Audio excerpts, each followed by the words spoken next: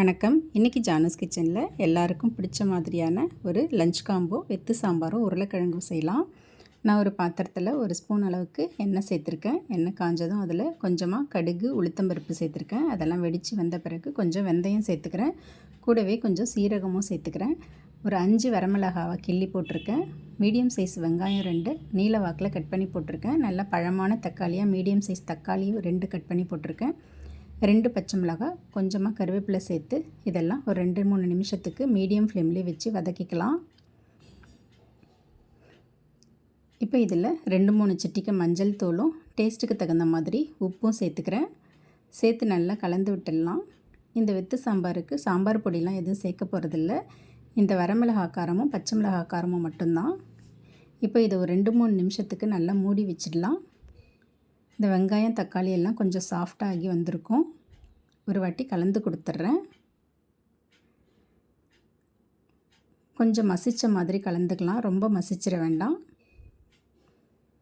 இப்போ இதில் தண்ணி சேர்த்துக்கலாம். நான் 100 ml அளவுக்கு இதில் தண்ணி சேர்த்துருக்கேன்.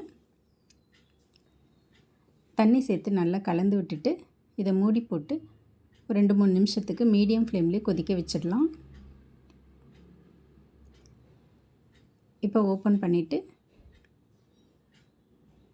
ஒரு வாட்டி நல்லா கலந்து விட்டுட்டு துவரம்பருப்பு வேக வச்சு வச்சுருந்தேன். ஒரு 75 கிராம் இருக்கும்.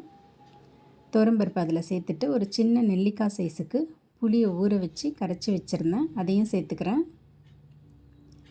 சேர்த்துட்டு நல்லா கலந்து விட்டுடலாம். இந்த மாதிரி கலந்து விட்டுட்டு இதை மீடியம் ஃப்ளேம்லேயே வச்சு ஒரு 2-3 நிமிஷத்துக்கு இந்த புளியோட பச்சை வாசனை போகிற அளவுக்கு நல்லா கொதிக்க வச்சுக்கலாம். இப்போ நல்லா கொதித்து வந்துருச்சு, தளன்னு கொதிக்குது.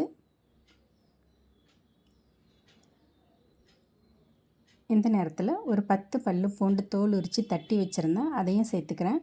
2-3 சிட்டிகை மிளகுத்தூள் சேர்த்துக்கிறேன்.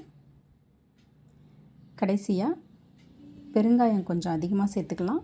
கொத்தமல்லி தழையை பொடி பொடியாக நறுக்கி அதையும் சேர்த்துக்கலாம். சேர்த்துட்டு நல்லா கலந்து விட்டுடுறேன். அவ்வளோதாங்க, ஒரு டேஸ்டான வெத்து சாம்பார் ரெடி ஆகிடுச்சு. இப்போ அதுக்கு மேட்சிங்கான ஒரு உருளைக்கிழங்கு வறுவல் செய்யலாம். கடாயில் 1 டேபிள் ஸ்பூனுக்கு எண்ணெய் சேர்த்துருந்தேன். அதில் கொஞ்சமாக கடுகு உளுத்தம்பருப்பு சேர்த்துக்கிறேன். கடுகு வெடித்து உளுத்தம்பருப்பு செவந்து வரட்டும். பெருஞ்சீரகம் கொஞ்சம் தட்டி போட்டிருக்கேன். ஒரு கைப்பிடி நிறைய பொடியாக நறுக்கின வெங்காயம், ஒரு பச்சை மிளகாய் கட் பண்ணி போட்டிருக்கேன். பழமான தக்காளி ஒரு அரை தக்காளி இருக்கும், அதையும் கட் பண்ணி போட்டிருக்கேன். இதெல்லாம் ஒரு 2 நிமிஷத்துக்கு இந்த மாதிரி வதக்கி விட்டுட்டு இதில் ஒரு 5 பல்லு பூண்டு தட்டி சேர்த்துக்கிறேன். கொஞ்சம் கருவேப்பிலை சேர்த்துக்கிறேன். இதெல்லாம் சேர்த்து நல்லா கலந்து விட்டுடலாம்.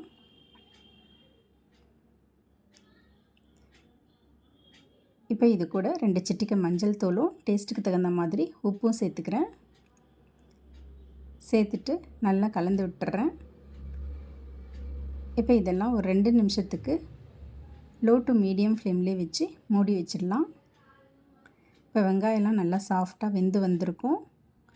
ஒரு வாட்டி கலந்து கொடுத்துட்டு இதில் வேக வச்ச உருளைக்கிழங்கு சேர்த்துக்கணும். நான் உருளைக்கிழங்கை வேக வச்சு இந்த மாதிரி க்யூபாக கட் பண்ணி வச்சுருக்கேன். அதையும் சேர்த்துக்கிறேன். சேர்த்துட்டு நல்லா கலந்து விட்டுடலாம்.